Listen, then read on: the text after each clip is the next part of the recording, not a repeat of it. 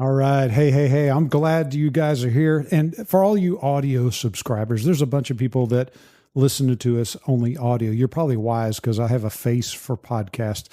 But for the people that think, hey, I want to see what actually is going down, you can also go to or go to YouTube. And so we've got to, I thank for all the people that are showing up on our new YouTube channel. Thanks for showing up on the YouTube and being a subscriber. And by the way, we love 5-star reviews. We love people just being a part of it. We love mostly for you to tell your buddies about what's going on, because we just appreciate you being here and digesting the stuff that we've got going down. And I think we got some cool stuff happening, and we got something cool happening today because I got a guy here that I'm really excited about, Vishnu Raman. Now, you got a first name or you got another name. I'm not even going to try it because you are clearly not from the United States. And you're from? From India. I'm from India, Joe. Is it Bangalore? Bangalore, yes. Bangalore, India. Yes. Yeah, it's such a cool name. I mean, the Bangalore just sounds awesome. And I've been close. I know Deanna has been to Bangalore. I've been to India probably, I don't know, 5 times. 5 times. Okay, cool country. There's no doubt about it. Yes. I'm probably going to say it wrong, but Ahmedabad? Ahmedabad, yes. Yes. That seems to be the gateway to live India or to come into India. Yeah. It is if you're flying like what we do. We'll fly King Air from basically the Middle East, Oman, something of that nature. And then we're going to cross the water. You don't want to go to any of the stands. Yeah. And so like Pakistan. Yeah. Pakistan, Afghanistan, we're going to, we have no real desire to go there. Although Deanna has been to Pakistan. Oh, she has. And I'm going to get she's got a great story I think about that was an emergency, I suppose. That's right. Because I remember that. She was flying from India back across and couldn't make it from basically Ahmedabad into Oman. Yeah. And so she diverted to Pakistan. Yeah. And of course, she's trying to one-up me on like how many countries she could be in. And so anyway, but I've been to Ahmedabad. I've been to Mumbai. And I look forward. India is one of those countries that I really look forward to seeing more of. And but she got to go on a flight to Bangalore. Yeah, so nice. Anyway, it's got cool stuff. Yeah. Anyway, you've got an M600. I got to fly with you last year. You've kind of been a part of what we've had going on. So I wanted to thank you for that. Oh, thank you, Joe. Yeah, I really enjoy the training here, especially all the emergency procedures that I don't do year round. You push me on that. That's great. Yeah, I worked you real hard. I felt bad about it. No, don't. It's great. It's great. I enjoyed it. Yeah. Yes. So anyway, good stuff. And as I've gotten to know you, as I've gotten to fly with you, great pilot. You did a great job. I'm very excited about all that. But this isn't your first rodeo. Let's go back to your first aviation. Hold on. Before we even do that, you're from India. Yes. When did you come to America? I came in 1992. Okay. I came for my master's in mechanical engineering. Where'd you go? Case Western in Cleveland. Okay. Cleveland, Ohio. Yes. And so you didn't, Columbus, Ohio, you didn't move far from the flagpole. No. Yeah. After I finished that, I just moved on 2 hours south.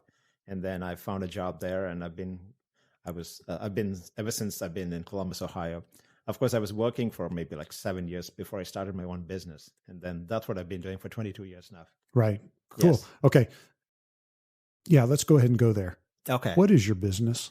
Well, I'm in software consulting. What we do is we do software consulting mainly for manufacturing companies.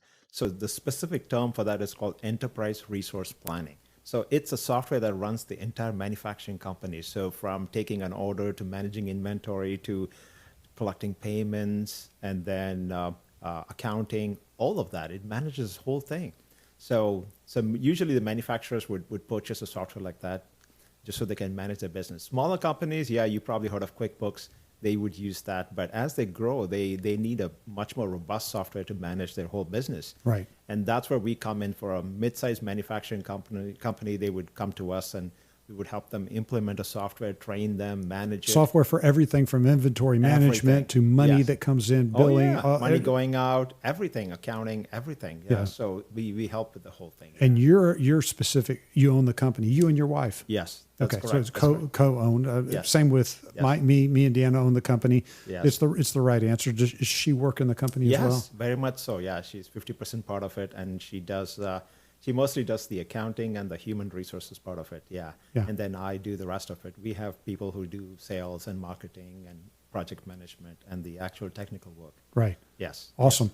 Yes. So to me, that's kind of interesting because I know for my company, I came from from the military, then to the airline Right. world, and then as a worker bee, I worked for the man, if you want to think of it that way. Didn't know anything about the accounting, and Yes. there's a lot to it. And I Yes. tell you what, one of the things that I've appreciated is having software that you can use. So, and I can definitely see where I had an early version of a company of a software that was minimal and not Right. robust, and it basically I outgrew it, moved to the next level. Right. You're the next level after that. I doubt I Yeah. ever get there because I don't have very many manufacturing parts. But if I had Right. Yeah. if I had you're a making stuff, yes. yeah, Yes. but if I had something like a maintenance facility Yeah. that Yeah. had a And manage lot of inventory, moving yes. parts, and you're managing inventory, figuring out when things like Yeah. you need more of this item, but not as much of Right, that item, right, and you're the company, you're the guy for that. Yeah. Yes, yes. That's cool. Yeah. Maybe there's some people you never know. There's so many people that listen to this podcast that are business owners, Right. and so if you got anybody, if you're at a company that you might be the right. What's the name of your company? It's called Veits Group, Veits Group. That's an acronym for Value Enhancing Information Technology Solution. Perfect. Yes. And I'm sure there's a .com they can get a hold of. Oh, yeah. Yeah. Perfect. Yeah, yeah. Exactly. Well, that's good stuff. So you came to the United States, Yep. got an engineering background, opened Yes. up a company. You're just like you're the American dream. The immigrant. Yes, yes, yes, yes. This is the best place to come to. Yes, yeah. And it's still the best place to come to. Yes. There's no, I tell Yeah. people, and I'm not dogging other countries. That's Mm-hmm. not my goal. I'm telling you how good it is in America. Oh, If yeah. you take step off of American soil, you're stepping down in some form or True. fashion. That's true. Yeah, Yes. I truly believe that America is the greatest country in yeah. the world, and I'm not I'm not the reason for that. I got lucky enough to be born here. You got Right. lucky enough to be able to Be able come to here. Yes, yes. And yeah. you've taken that bull by the horns Yeah, and really yeah. lived that American dream by doing Yes. what I think is just phenomenal. So Yes. kudos to you. Thank you. Thank you, Joe. And in conjunction with that, yeah. you got into aviation. Yes. And I remember something about a Mooney.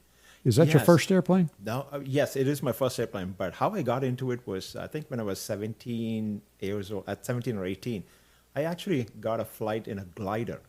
Okay. So, yes. In India. In India, yes, right. yeah. Keep yeah. talking. And Tell me more. Yeah, so I used to volunteer in a glider airport, and it must even here too. When you're in a glider port, you do all the stuff, right? You help with the launches and do all the things. So I used to do that Did they pull it with an airplane or a winch? with the winch. A There was winch. winch, yeah, Beautiful. big long winch, Yeah. and it'll take you up to 1,000 feet or something, and then you release it, and then you go around. I did about 15 launches during 1 year period. I did 15 launches. So I was never lucky enough to get into a thermal to where you can go high up, So it was mostly doing a traffic pattern coming into land. It was still cool. That was my first entry into aviation, and that really got me hooked onto it. Okay, And- I got to jump in here because I Yeah. got to tell a story. So I'm in Bosnia as a military. Mm-hmm. I'm deployed, Yes. but I get to go to Germany because there's no simulator for a I flew Blackhawks back then, and so I got 4 trips to Germany because I'm the instrument flight examiner. Yes. And they had to. Every Army aviator has to have an annual instrument check okay. ride. Record, And, okay. and I'd have to go to Germany to the simulator to get that. So Okay. anyway, I ended up in Germany. It was like one of the most glorious things because I got to get out of the war zone and yeah. go Yeah, to Germany, yeah. which was really cool. Anyway, so I get to Germany. Sure enough, I go to the hotel, and the hotel there had of all things, a moped that they okay. didn't even rent it. They just said you can take it if you want to. Of course, I was like, deal. So I'm in Germany. I take this moped, and I'm like going down these country roads, loving life. I didn't have all my. I mean, we in the war zone, you got Kevlar and LBE and a gun Right. and all this crap you're carrying around. And here I am, free as a bird in a pair of shorts and a T-shirt, riding a moped Yeah. around Germany. And I look up in the sky, and there's a glider. Oh, and it's I'm like, very common in very Europe. common, yeah. Yes, yes. So I'm like, holy crap, that's cool. I got to go check that. So Yes. I basically ride all the little country roads, chasing this Oh, glider. yeah. I ride up a hill. I come into the back entrance to the airport, and they basically have this glider, and they're pulling it with a winch on the other side. And Yes. I'm bold enough or arrogant enough or stupid enough. I basically go up there and, hi, my name's Joe, and I want to do what y'all doing? And none of them spoke English, or at least none of them would. But they basically nodded and smiled enough, and I must have been annoying enough because one of them said, You want Let to you get go in? up? Okay. Yeah. So Okay. so I hadn't even seen one launch yet. I just Okay. saw one come in. I see. And anyway, I got in the front of this in the front seat, Okay. and the instructor's in the back. And when you're getting launched with a Yeah. winch, it's Steep climb, oh, yes. dude, no, not Yes. it's like it is incredible. And I remember because there's no engine, you're able to Yes, talk just like we're yes. talking here. And this glider pulls us, and he rolls probably no more than 200 feet down the runway. I mean, it's nothing. Yeah. Launch, we literally go to about a 40-degree deck angle, and I'm like squealing and making all these. The dude in the back is laughing at me so hard. It was the funniest thing, but I was like, "Oh my god, This is so cool. This is the Yeah. weirdest thing." And I remember I was stationed at Osan Air Base in Korea. Okay. A little bit before this, and we would go to the end of the runway because we could. Oh, And okay. basically, they had a flight club in Osan Air Base, and so we get a 172, and if you timed it perfectly, you could taxi out with a 172 while they're departing with the U-2 spy plane. And the U-2, Wow. if you've never seen a U-2 spy plane take only the off, museum, yeah. you're missing it. They're Okay. phenomenal. The U-2 spy planes, absolutely incredible. They still fly them today. They're literally do? Okay. 1950s Yes. U-2 spy planes that all the Yes. insides are done. They're launching up into like super high. Stratosphere, yes, yeah. But to see a U-2 spy plane roll down the runway, Mm-hmm. it looks the same as a glider taking. In other words, they roll not very far down the runway and pitch up to this unbelievable deck attitude, Okay. and climb. And of course, this deafening roar. And the glider's almost the same, except there's no roar. Silent, yes. Silent. Anyway, I went down. They landed, and I was like, "Oh my gosh, this is the greatest thing ever!"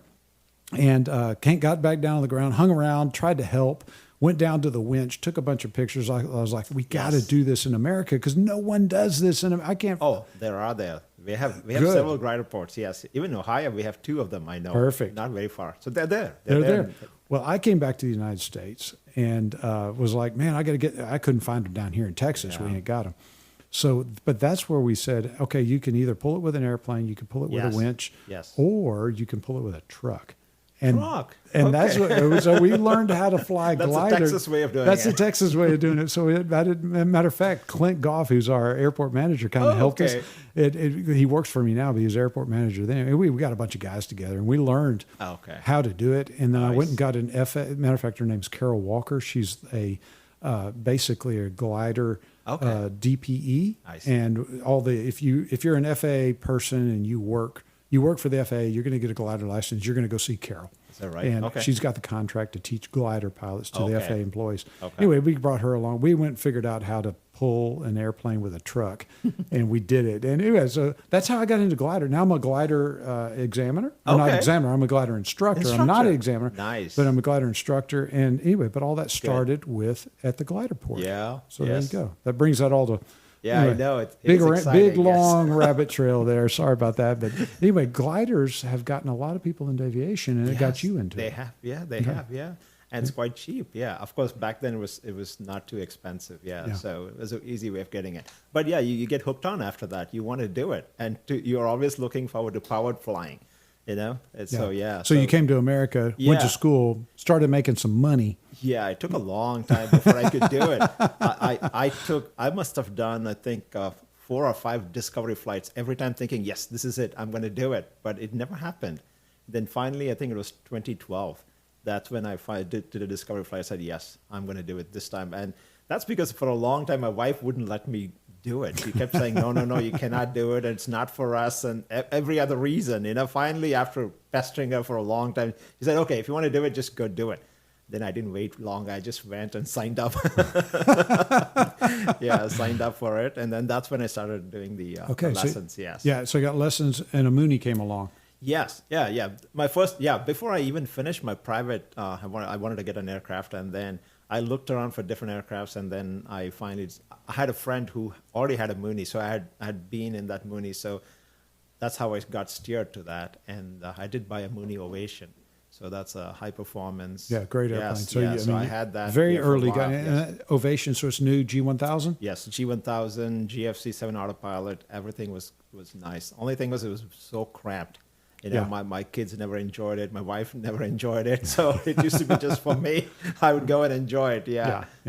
Okay. But then you said, I guess the money got a little better. The need got a little bit better. The family's now, hey, we want to go some places. And you moving up, and you moved up too?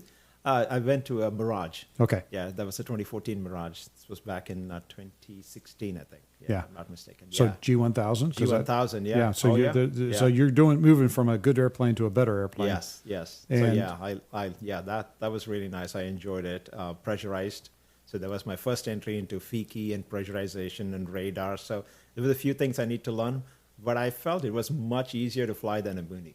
Yeah, that's much harder aircraft to fly. So yeah, it was good. I enjoyed it. Yeah. You know, there's a lot of airplanes that are easy to fly until something breaks. Oh, what I mean by that is, like a Meridian. Meridian's an easy airplane to fly. Right. But what happens if your power rollback or if you have an engine failure? Things start happening, and then they're not. Then you don't have all those tools to help you along. I agree. Yes. Okay, but with the Mirage, you decided to move up. Why? Well, I think there was two instances where I was really scared. Once was I was coming back from Cincinnati to my home airport, and I was 10,000 feet, and my engine started surging. It would go up and come down. I usually used to fly at 28 inches or something like that, and it would go up to 32, then it'll come down to 26. There was a huge surge in the engine. And so I immediately told the controllers that I'm having engine problems. So thankfully, I didn't have to declare an emergency because it was not an emergency, but they gave me a lot of help. They said, okay, yeah, do whatever you need to do. Tell us if you want to land or whatever. But thankfully, it didn't come down to it. So then I started coming down. I was not very far, maybe like 50 miles away. So I started coming down, and it quit doing it. So then there was no problem. I landed fine. Then I took it to the maintenance shop. They looked at it. They said, oh, it might be the turbochargers. So let's see if we can take care of it. So they did that, and then I started using it. There was another time I had my family there, and we were flying to New York City, and it did the same thing again at 15,000 feet. That's when I thought, okay, no, this is not going to be for me. Yeah, I need to do something about this. So that's when I finally decided, okay, yeah, I should probably go to a turbine. But I didn't know which one I would get. So initially I wanted to get M5 Meridian, older name Meridian. But this was during 2022. There were hardly any Meridians on the market. It was hottest airplane on the market at the time. They would come and go in a matter of hours. So it took a while. So I started off with a 1.5 million budget, and then we said, okay, we'll go to 1.8, and then finally to a 2. And then we were looking for even newer ones if we could find. There was one we saw in France somewhere. We said, oh, yeah, maybe we'll get it from there. And I was working with Chad Meny at that time. So he said, yeah, no problem. We can go get it from France. But somehow that transaction didn't come through. So we said, fine. So we kept on looking. And then finally Chad said, okay, maybe we should look at 600. Because there are some 600s, 2016 600s on the market. So maybe that might be good. So then, we had to go all the way up to 2.5 million on the budget. We said, okay, fine, if that's what it is. And all this through, my wife was very supportive. She said, okay, that's fine. If you have to go to 2.5, that's fine. Let's do it. And is that because you married way up, or is that because she started liking it? Yes, she started liking it. Because there was a period of time when I sold my Mirage and when I got my 600, and that must have been like 4 months. And she was missing it. She said, okay, when are you getting your next one?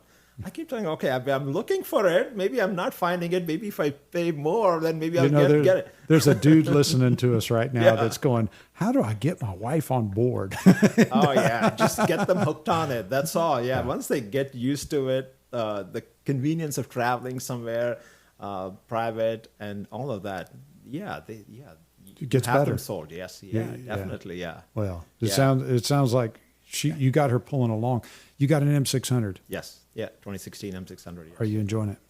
Oh yeah, really, really enjoying it. Yeah, I like the load capacity, the long range, and somehow I feel it's easier than a Mirage to fly. It is. Yeah. So yeah, definitely. And the best part is, I don't have to do so much maintenance. I was constantly at the maintenance shop for the Mirage for one reason or the other. This is very few and far between. So I really enjoy it. That's really nice, and it's reliable, and it's so smooth when you fly it. The turbine smooth that people talk about, that I think is the best part of it. Yeah. I can't tell you how many times I've had somebody sit across the table from me that flew a piston where the piston made a noise, made a Yes. RPM difference, made a surged, something happened and scared them. And they were like, I'm done with that because I can afford something smooth. There's no doubt that the turbine is smoother. Yes. There's no doubt that the turbine is better. Yeah. It's simply better. Now it's more expensive. Yes. You're going to write a bigger check to get that Right, turbine right. and be able to go somewhere. Oh, yeah. Yeah. There's simply no doubt about it. Yeah. It doesn't mean a turbine won't break, but I think the way to say it is your dispatch reliability went sky high. Yes. Yeah, definitely. Yeah. Now, every time you open the hangar, it's ready to go, and you didn't have to take it to the hangar. Like oil changes, you're not doing oil changes. Yes. I mean, people legitimately can go annual to annual, Right. maybe into the hangar one time for something during that time. But over the course of a year, it goes in the hangar once or twice. Right. Yeah.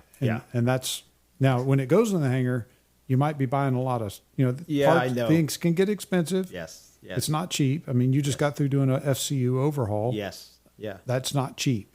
Yes. But nevertheless, whenever you go fire up your airplane, turn your engine on, put your family on board. Yeah. I think, the feeling you have is, I'm doing good. Right. Oh, yeah. You're doing everything that you can regarding safety. Yes. And if that's important, then it's best to take care of it. Yes. That's right. Yeah. Now, you did have one problem in your M600. Let's go back on that because we talked about it for just a little bit. Yes. Let's go down what happened there. Okay.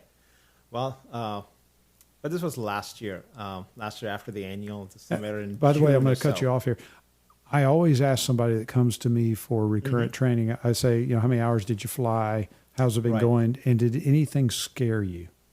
And this is where you told me that story. Yes, I did. Okay. I did. So how did this, talk to me, Goose. Okay, sounds good.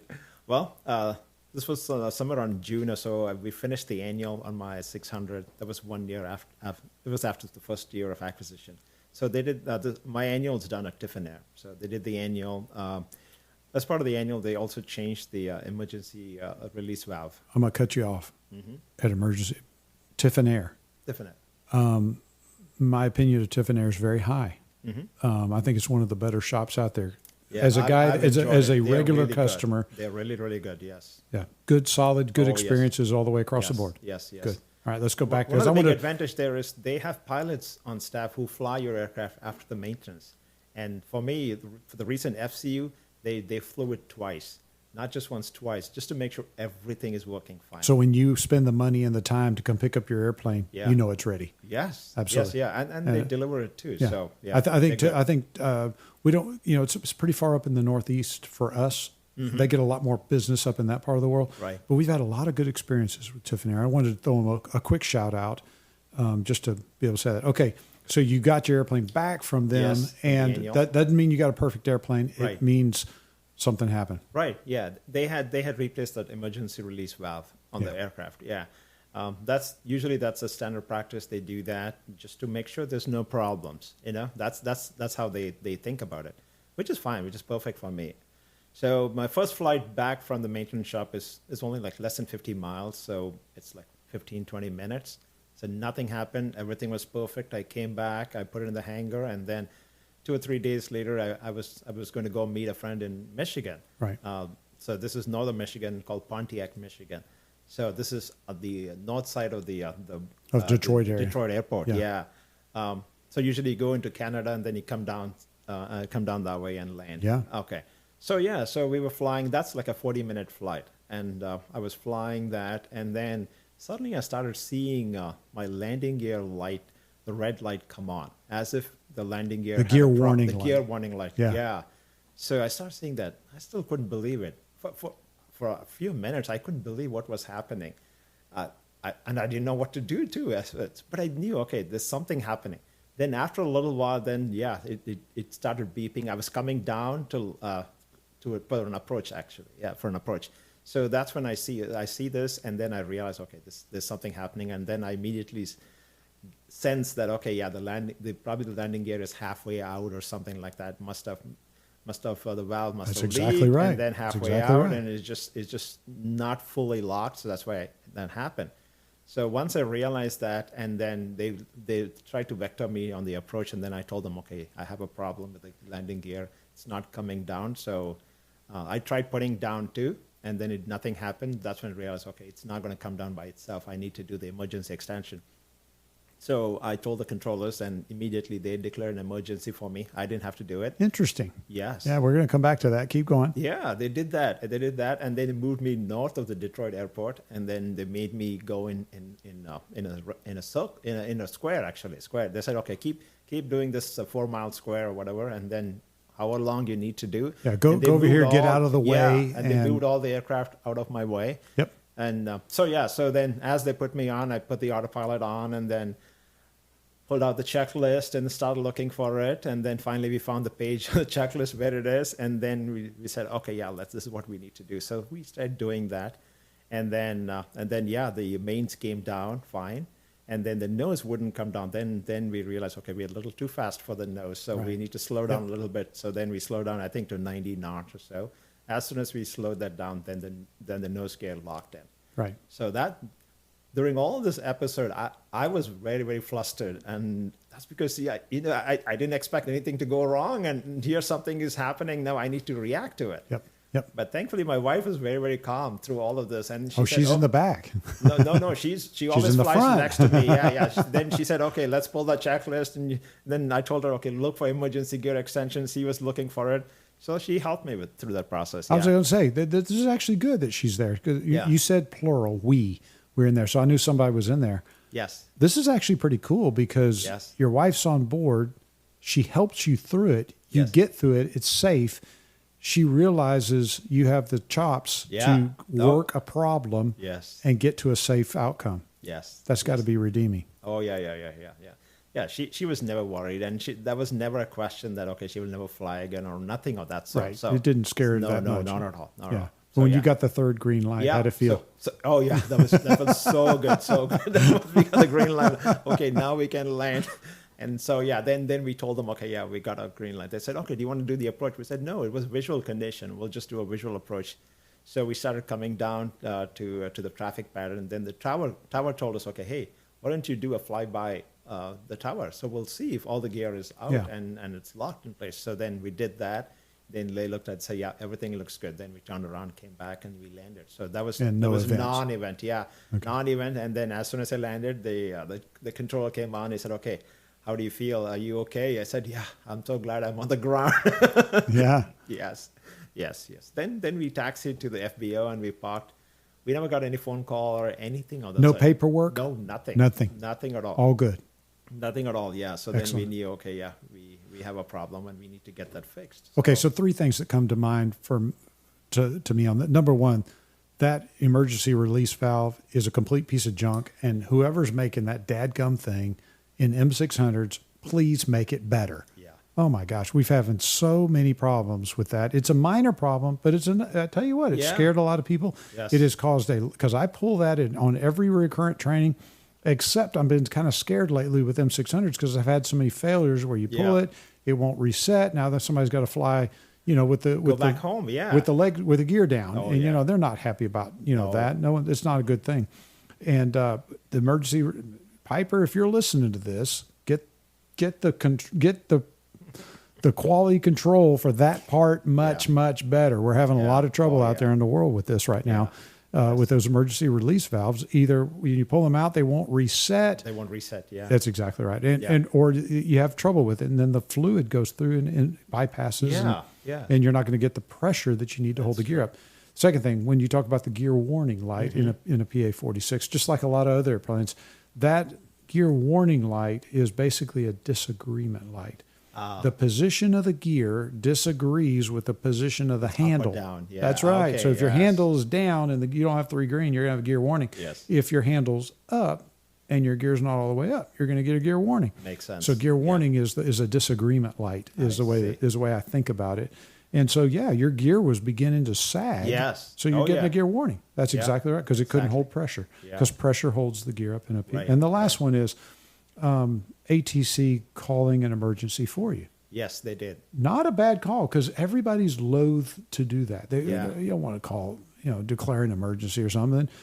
but they did it for you. Yeah. Probably the right thing. Yeah, yeah. And I will tell you, They were able to clear the area for me. Yeah. clear the area. And the best thing to do is it's not an emergency. Right. It's not. Yes. The best thing it's not an emergency. That's all there is to it.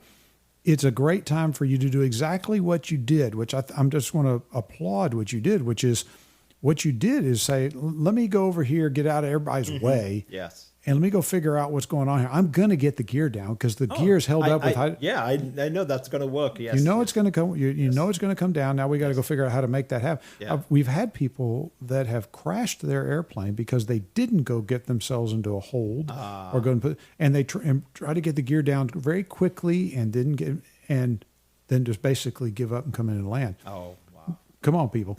You can get the gear down at PA-46 because it's held up hydraulically with hydraulic pressure. Yes. It's going to come down if you just relieve the pressure. Right. You got it figured out, got 3 green, come Yes. land the airplane. It's a Yes. beautiful thing. Yes. So yes, well done. Yep. Okay, so you've had the M600 now. How For 2 long? years now. It's close to 2 years. Yeah. Is it doing everything you want it to do? Oh, yeah. Everything and more, I would say. Yeah. It's really, really good. Yes. I'm enjoying it. Are you using it for business or pleasure?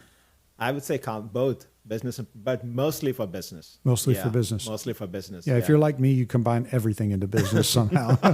You're always If you talking can- if about you can flying make it or doing work, something. Yeah, we're doing some kind of business with this thing. Right. It's doing the M600. If you ever want to move up from here, do you have any idea of like, is this an airplane that's a long-term airplane for you? It is for me, at least right now. I feel that it's a long-term aircraft, and it's able to take me places relatively fast. So I like that, and it has a good range, and even the maintenance, it's not too terrible. Yeah, compared to like a Mirage. Yeah. So I think it's perfect. It's yeah. a sweet spot. And I'll tell you, the M600's out there, the M700's is out there, but I think the M600s are going to be a sweet spot in the future, especially the early ones, because the M600 and the M700, the airframe's virtually the same. Right. And it's just a sweet spot airplane. It doesn't have a hole in the game. They go a long way. They carry a lot of stuff. They're comfortable. They got nice avionics. Yep. They look great. I like the G3000. It's nice. Touch screens. Yeah. Yeah, it's good stuff. Good stuff. Well, Yep. I'm glad I'm glad to hear your perspective on all this, and glad I don't know. I think you're doing aviation well, and and you got a beautiful M600, and I appreciate you coming to see us at KC Aviation. And give everybody a quick shout out again. What's the name of your company, and how can they get a hold of you or your company? Company name is Veits Group. The website is www.veitsgroup.com. That's VEITS group.com. Perfect. All right. Vishnu Raman with an M600. Thanks for coming to KC Aviation and being a part of the Malibu Guru podcast. Thanks a bunch. Thank you, Joe. Thank you very much. Thank you. And for you people, again, thanks for listening. If you're part of the audio podcast, if you've just been doing that, we love you being here. We are over there on YouTube. And for the people that are just getting onto YouTube, we appreciate y'all being here as well. We're looking to have an increased presence, both audio podcast, YouTube. That's where we're going. We're trying to get our message. We're trying to get word out there, and we appreciate you tuning in and being a part of the Malibu Guru podcast.